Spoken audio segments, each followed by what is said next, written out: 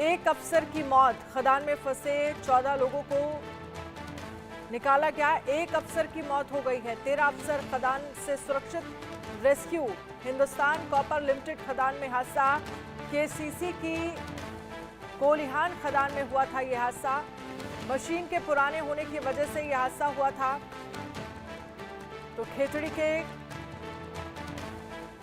ये जो खदान में हादसा हुआ, जिसमें बताया जा रहा है कि एक ऑफिसर की मौत हो गई है। खदान में 14 लोगों को रेस्क्यू कर लिया गया है।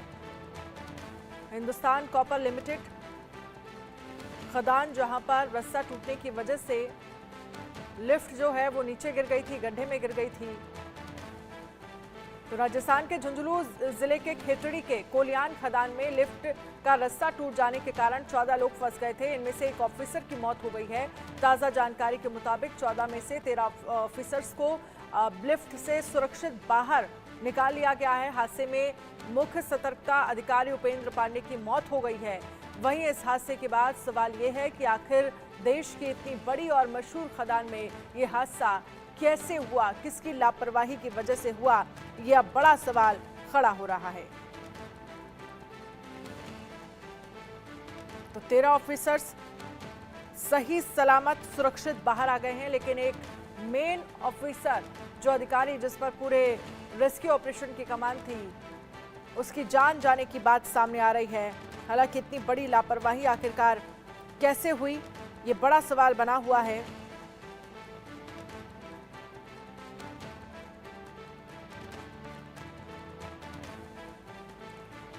तो कोलियान खदान में लिफ्ट का रस्सा टूट जाने के कारण 14 लोग फंस गए थे। इनमें से एक ऑफिसर की मौत हो गई है। ताज़ा जानकारी के मुताबिक 14 में से 13 अफसरों को लिफ्ट से सुरक्षित बाहर निकाल लिया गया है। हादसे में मुख्य सतर्कता अधिकारी उपेंद्र पांडे की मौत हो गई है। इस हादसे के बाद सवाल यह है कि आखिर देश की इतनी बड़ी और मशहूर खदान में ये हादसा हुआ कैसे, और रस्सी अगर कमज़ोर थी तो इसको लेकर खदान की तरफ से क्या जानकारी नहीं दी गई थी? क्या इस रस्सी को क्यों नहीं आखिरकार समय रहते बदला गया? क्योंकि रस्सी टूट जाने की वजह से 14 जो मजदूर थे वो खदान में नीचे गिर गए थे, लिफ्ट टूट गई थी, लिफ्ट नीचे गिर गई थी। मनु शर्मा, ब्यूरो हेड राजस्थान, हमारे साथ ज़्यादा जानकारी के साथ जुड़ गए हैं। मनु शर्मा, इस पूरे मामले को लेकर आपके पास क्या जानकारी है? एक रेस्क्यू ऑफिसर, मेन जो रेस्क्यू ऑफिसर था, उसकी जान जाने की खबर सामने आ रही है, अपडेट क्या है इस पर? देखिए अनन्या, बताना चाहेंगे कि राजस्थान के अंदर ये सबसे बड़ी जो कॉपर की जो माइंस है वो खेतड़ी के अंदर है, और काफ़ी वर्षों पुरानी माइंस है यहाँ पर, जो करीबन 300 के करीब हैं। अलग अलग जगहों पर यहाँ पर कॉपर निकलता है, और देश के अंदर सबसे गुणवत्ता वाला कॉपर जो है राजस्थान से निकाला जाता है। लेकिन जो कल रात को हादसा हुआ वो पहली बार हुआ है इस तरह का हादसा, कि जो एक लिफ्ट है 1875 फीट की जो लिफ्ट थी वो अचानक से उसका रस्सा टूटता है, चैन जो सिस्टम होता है वो उसका टूट जाता है जब अधिकारी ऊपर लौट रहे थे। लेकिन जो अपडेट है इसके अंदर वो ये है कि उनमें से जो 14 लोग जो हैं उनको बाहर अच्छी तरह से रेस्क्यू कर लिया गया था, और जिनमें से एक व्यक्ति की मौत हुई है जो चीफ विजिलेंस ऑफिसर हैं, मुख्य सतर्कता अधिकारी जो कोलकाता से आए थे, उपेंद्र पांडे, उनको बचाया नहीं जा सका इस सारे ऑपरेशन के अंदर। दूसरा, जयपुर जो शिफ्ट किए गए हैं वो 8 जो है लोगों को यहाँ जयपुर लाया गया है। मणिपाल हॉस्पिटल है वहाँ, उसके अंदर एक शिफ्ट किया गया है, कंपनी का टाई अप उन्हीं से है, तो वहीं पर उनको ट्रांसफ़र किया गया था। सबसे बड़ी बात है कि सभी जो लोग जयपुर शिफ्ट किए गए हैं उनके पाँव में फ्रैक्चर हुए हैं। एक के शर्मा है, उनके पाँव का ऑपरेशन होगा, उसके बाद आगे इलाज जारी होगा उनका। तो सबसे बड़ी बात थी कि डॉक्टरों ने कहा कि जो सबसे सही बात ये रही है, किसी के हेड इंजरी नहीं हुई इस सारी घटना के अंदर, क्योंकि लिफ्ट की जो घटना, इस तरह की दुर्घटनाएं होती है उसके अंदर हेड इंजरी का सबसे बड़ा वो रहता है खतरा, वो नहीं हुआ है। केवल पाँव के अंदर फ्रैक्चर हुए हैं ज़्यादातर, क्योंकि लिफ्ट काफ़ी ऊंचाई से जाकर के नीचे गिरी है, क्योंकि 1875 फीट कम नहीं होता है, उस ऊंचाई से नीचे जाके लिफ्ट गिरना, उसके अंदर फ्रैक्चर होना ये स्वाभाविक माना जा रहा था कि उनके पाँव में जरूर फ्रैक्चर हो सकते हैं। तो वो बिल्कुल है कि 8 लोगों के अंदर पाँव के अंदर फ्रैक्चर हुए हैं, उनको मणिपाल में भर्ती करवा दिया गया है। अब सबसे बड़ा सवाल ये उठ रहा है कि जो टीम जो आई थी कोलकाता से, वो यहाँ के विजिलेंस को चेक करने आई थी, जो सर्विस लाइन्स जो यहाँ लगे हुए हैं, सिस्टम लगे हुए हैं, उन सबको चेक करने की आई थी। और वो उपेंद्र पांडे और यहाँ के जो केसीसी के अधिकारी हैं, चीफ हैं, वो लोग उनके साथ में नीचे खदान में उतरे थे। 8:10 पर जब वो लोग वापस लौट रहे थे ऊपर, उसी बीच ये हादसा होता है, और क्रेन जो है जो टूट जाती है और टूटते ही सीधी लिफ्ट नीचे चली जाती है। तुरंत आनन फानन के अंदर एकदम से वहाँ के जो प्रशासनिक अधिकारी थे वो घबरा गए। जो रास्ता था लिफ्ट के अंदर जाने का वो गेट बंद हो गया, गेट नहीं खुल पा रहा था। उसके बाद में प्रशासन को सूचना दी गई, तुरंत प्रभाव से सारी आसपास की जितनी फोर्सेस थी उनको वहाँ पर बुलाया गया। ऑपरेशन पहले खुद ने शुरू किया क्योंकि केसीसी का अपना खुद का भी एक सिस्टम बना हुआ है, वहाँ लोगों को ट्रेनिंग भी दी जाती है कि इस तरह के अगर हादसे होते हैं तो उनसे कैसे निपटा जाए। लेकिन जब उनके बूते में कुछ नहीं रहा तो प्रशासन ने जयपुर से एसडीआरएफ की टीम यहाँ से बुलाई, वो टीम वहाँ पर पहुँची। उसके बाद में उनके पास में दवाइयाँ भिजवाई गई, उनके पास में पानी भिजवाया गया। दूसरी लिफ्ट एक साथ में पैरेलल लिफ्ट और लगती है जिसके अंदर जिससे मजदूर जो है नीचे जाते हैं, उस लिफ्ट को इस रेस्क्यू के काम में लिया गया था।